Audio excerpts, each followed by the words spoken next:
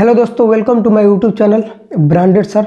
और आज हम पढ़ने वाले हैं हिंदी कक्षा 10 का जो अनिवार्य संस्कृत है उसका नवम पाठ है, अर्थात नवा पाठ जीवन सूत्राणी यानी जीवन के सूत्र। ये कहानी है एक यक्ष और युधिष्ठिर के बीच हुए संवाद का। तो हुआ यूँ था कि पांचों भाई अज्ञातवास के दौरान जंगल में भटक रहे थे और उसी समय इन सबों को प्यास लगी। तो जितने भी छोटे भाई हैं वो सब बारी बारी से जाते हैं और जंगल में एक जगह तालाब रहता है या नदी रहती है, उसमें से पानी पीते हैं। तो उसमें से एक यक्ष जो होता है ना, वो बोलता है कि यदि आप मेरे सवालों का उत्तर दे देते हैं तभी आप इस नदी से या फिर सरोवर से या तालाब से पानी पी सकते हैं। तो सबने युधिष्ठिर को छोड़ा के सबने क्या किया होता है, उसकी बात नहीं मानी होती है, उसके सवालों का उत्तर नहीं दिया होता है और सब बेचारे क्या हो जाते हैं, मूर्छित पड़ जाते हैं।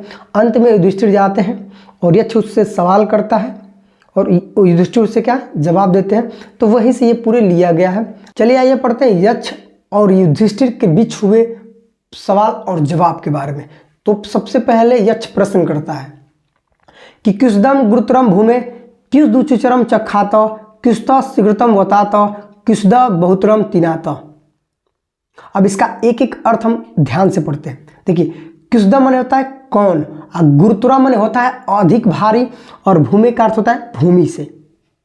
किस मतलब होता है कौन, और दुचरम का अर्थ होता है अधिक ऊंचा, च माने होता है और, खाता माने होता है आसमान। कुस्ता का अर्थ होता है कि कौन, शीघ्रता माने होता है तेज चलने वाला, त्रिगामी, और वतात का अर्थ होता है हवा से। कुसदा मन होता है कौन, और बहुतुरा माने बहुत हल्का, और तिड़ाता मन होता है तिनके से। तो इस पूरे का अर्थ हम लोग समझते हैं कि भूमि से अधिक भारी कौन है। भूमि से अधिक गुरुतरम माने भारी, और कुसदा माने कौन है, भूमि से अधिक भारी कौन है। च का अर्थ होता है और इसको कभी भी ये जो आगे वाला शब्द रहता है इससे आगे लेते हैं। और खाता माने क्या होता है, आसमान से अधिक, क्यों दूसरा मतलब दूसरा मतलब अधिक ऊंचा, कुसदा माने कौन है, कि भूमि से अधिक भारी कौन है और आसमान से अधिक ऊंचा कौन है। कुसदा माने कौन है, शीघ्रता माने होता है तेज चलने वाला, वतात माने हवा, हवा से अधिक तेज चलने वाला कौन है, और तिड़ात माने तिनके से अधिक, और बहुतुरा माने हल्का, कुसदा माने कौन है और तिनके से अधिक हल्का कौन है। अब इस पूरे का हम लोग लाइन का अर्थ समझते हैं कि भूमि से अधिक भारी कौन है और आसमान से अधिक ऊंचा कौन है, हवा से अधिक तेज चलने वाला कौन है और तिनके से अधिक हल्का कौन है। तो ये पूरे यक्ष का प्रश्न रहा। अब युधिष्ठिर उसका जवाब देते हैं।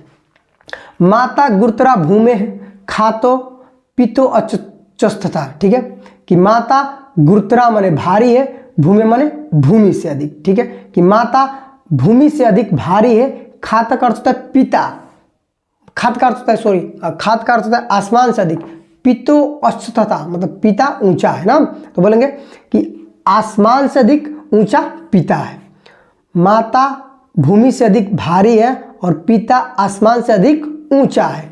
मनम शीघ्रतम वतातम, मनम का अर्थ होता है मन, शीघ्रतम होता है तेज चलने वाला, वतात माने हवा, मन हवा से अधिक तेज चलने वाला है। और चिंता बहुतरणी तिड़ाता, और चिंता तिड़ाता माने तिनके से अधिक, बहुतरी माने क्या होता है हल्की है। ठीक है, तो इस पूरे का अर्थ समझ लेते हैं हम लोग।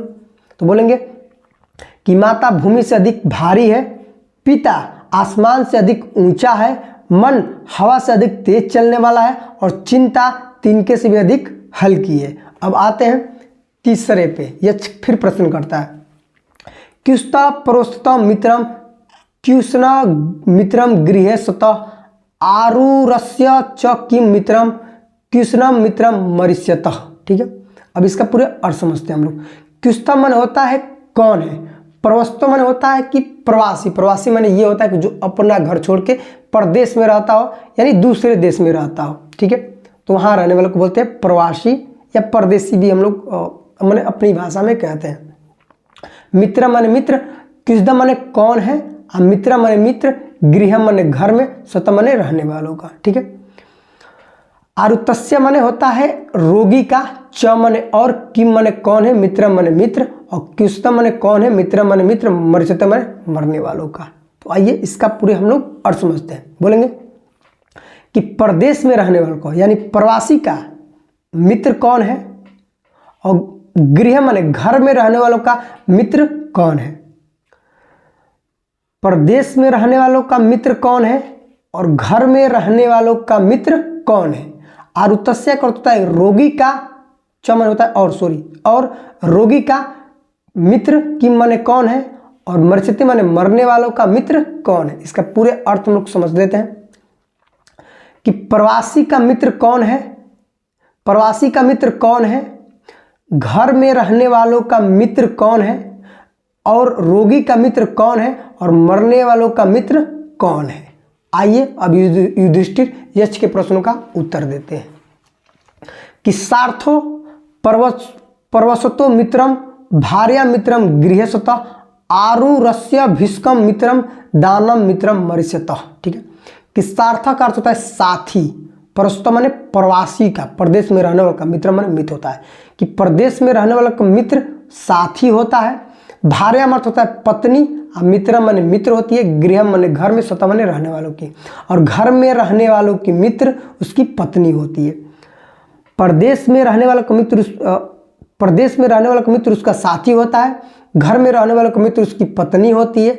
आरुतस्य भीष्कम मित्रम, आरुतस्य माने रोगी का मित्र, भीष्कम माने होता है वैद्य होता है। ठीक है, और दानम मित्रम मरीचित, और मरने वालों का मित्र दान होता है। पूरे इसका अर्थ हम लोग एक बार और समझते हैं। प्रदेश में रहने वाला का मित्र उसका साथी होता है, घर में रहने वालों का मित्र उसकी पत्नी होती है, रोगी का मित्र वैद्य होता है, और मरने वालों का मित्र दान होता है। ये युधिष्ठिर यक्ष के प्रश्नों का उत्तर दे रहे हैं। आगे फिर यक्ष प्रश्न करता है कि क्विस्मेक पदम धर्मस्य, क्विस्मेक पदम यस्य, क्विस्मेक पदम स्वर्गस्य, और क्विस्मेक पदम सुखस्य। देखिए इतना का पूरे हम लोग अर्थ समझते हैं। इसका मतलब होता है कि एकमात्र। ठीक है, क्विस्मेक पदम मतलब क्विस माने एकमात्र बोलेंगे हम लोग, धर्म में धर्म क्या है, क्या बोलेंगे कि एकमात्र धर्म क्या है, एकमात्र यश क्या है, एकमात्र स्वर्ग क्या है, और एकमात्र सुख क्या है। तो ये यक्ष ने प्रश्न किया युधिष्ठिर से। अब युधिष्ठिर इसका जवाब देते हैं। बहुत अच्छा है, बहुत अच्छे अच्छे सवाल हैं, और बहुत अच्छे युधिष्ठिर ने उस यक्ष के प्रश्नों का जवाब दिया है। चलिए देखते हैं। दाक्ष्यम एक पदम धर्मयम, दान में एक पदम यश, सत्य में एक पदम स्वर्ग, और शील में एक पदम सुख। दाक्ष्य का अर्थ होता है कि योग्यता, मेक पदम माने एकमात्र, धर्म से माने धर्म है, योग्यता एकमात्र धर्म है। दान मेक पदम यशम, और दान एकमात्र यश है। योग्यता एकमात्र धर्म है, दान एकमात्र यश है। सत्य में पदम स्वर्ग, और सत्य एकमात्र स्वर्ग है। और शीलता माने होता है सदाचार, मेक पदम सुखम, और सदाचार एकमात्र क्या है, सुख है। यक्ष के प्रश्नों का युधिष्ठिर उत्तर देते हैं कि योग्यता एकमात्र धर्म है, दान एकमात्र यश है, सत्य एकमात्र स्वर्ग है, और सदाचार एकमात्र सुख है। आगे बढ़ते हैं। यक्ष पुनः सवाल करता है कि धान्य मुक्तम कुशदम धन्याम यशताम कि मुक्तमम लाभम नाम मुक्तमम किम स्यात सुखनाम स्यात कि मुक्तम। ठीक है, आगे बढ़ते हैं कि अनो में उत्तम क्या है, कुशदम माने क्या है। ठीक है, कि अनो में उत्तम क्या है, धनों में उत्तम क्या है, लाभों में उत्तम क्या है, और सुख में उत्तम क्या है। ये यक्ष पुनः प्रश्न करता है युधिष्ठिर से कि अनो में उत्तम क्या है, धनों में उत्तम क्या है, लाभों में उत्तम क्या है, और सुखों में उत्तम क्या है। तो युधिष्ठिर उसके प्रश्नों का जवाब देते हैं कि धान्य मुक्तम दाक्ष्यम, धनया मुक्तम श्रुतम, लाभ्याम श्रेयम आरोग्यम, सुखनाम तुष्टि रुत्तमा। कि अन्न में उत्तम दक्ष माने निपुणता है। ठीक है, कि अन्न में उत्तम निपुणता है, धन में उत्तम, श्रुतम अर्थ का अर्थ होता है शास्त्र ज्ञान यानी ज्ञान। धन में उत्तम क्या है? ज्ञान है। सबसे बड़ा जो धन होता है वो हमारे पास ज्ञान है। अन धन जो भी रहता है उसमें से भाई ले सकता है, चोर उसे चुरा सकता है, लेकिन जो हमारे पास ज्ञान रूपी जो धन है ना उसे कोई चुरा सकता नहीं है। तो वही हमारे लिए सबसे बड़ा क्या है? धन है। क्या बोलेंगे कि अन्न में उत्तम निपुणता है, धन में उत्तम शास्त्र ज्ञान है, लाभों में श्रेय मतलब श्रेष्ठ, आरोग्य मन क्या है? निरोगता है। निरोगता माने देखिए अगर आपके पास सब कुछ है ही, सब कुछ है, रुपये पैसे किसी भी चीज़ की दिक्कत नहीं है, लेकिन अगर आपका शरीर निरोग है ना तो उस सुख सुविधा का कोई मायने नहीं रखता है, उस धन का कोई मायने नहीं रखता है। तो सबसे बड़ी चीज़ क्या है कि आप निरोग हैं, वही आपका सबसे बड़ा धन है। ठीक है, आगे बढ़ते हैं। तो अन्न में उत्तम निपुणता है, धन में उत्तम शास्त्र ज्ञान है, लाभों में श्रेष्ठ निरोगता है और सुख में उत्तम संतोष है। ये युधिष्ठिर यक्ष के प्रश्नों का उत्तर देते हैं। अब आते हैं यक्ष उनसे अंतिम प्रश्न करता है। इस मतलब पाठ का अंतिम प्रश्न रहेगा और उसका अंतिम ये उत्तर रहेगा। किम्नु हित्वा प्रियो भवति, किम्नु हित्वा न सोच्यति, किम्नु हित्वार्थम भवति, किम्नु हित्वा सुखी भवेत्। ठीक है, किम माने क्या, नुम हित्वा माने छोड़कर, प्रियो माने प्रिय, भवति माने हो जाता है कि मनुष्य क्या छोड़कर प्रिय हो जाता है। किन्नु न हित्वा शोच्यति, मनुष्य क्या छोड़कर शोक नहीं करता है। किम्नु हित्वार्थम भवति, और मनुष्य क्या छोड़कर धनवान हो जाता है। किम्नु हित्वा सुखी भवति, और मनुष्य क्या छोड़कर सुखी हो जाता है। यक्ष के प्रश्नों को एक बार और पढ़ लेते हैं कि क्या छोड़कर मनुष्य सबका प्रिय हो जाता है, क्या छोड़कर मनुष्य शोक नहीं कर सकता, और क्या छोड़कर मनुष्य धनवान हो जाता है, और क्या छोड़कर मनुष्य क्या होता है, सुखी हो जाता है। तो यक्ष के प्रश्नों का युधिष्ठिर उत्तर देते हैं कि मान हित्वा प्रियो भवति, क्रोध हित्वा न शुच्यति। मान का अर्थ होता है अहंकार, घमंड। घमंड छोड़कर मनुष्य सबका क्या होता है, प्रिय हो जाता है।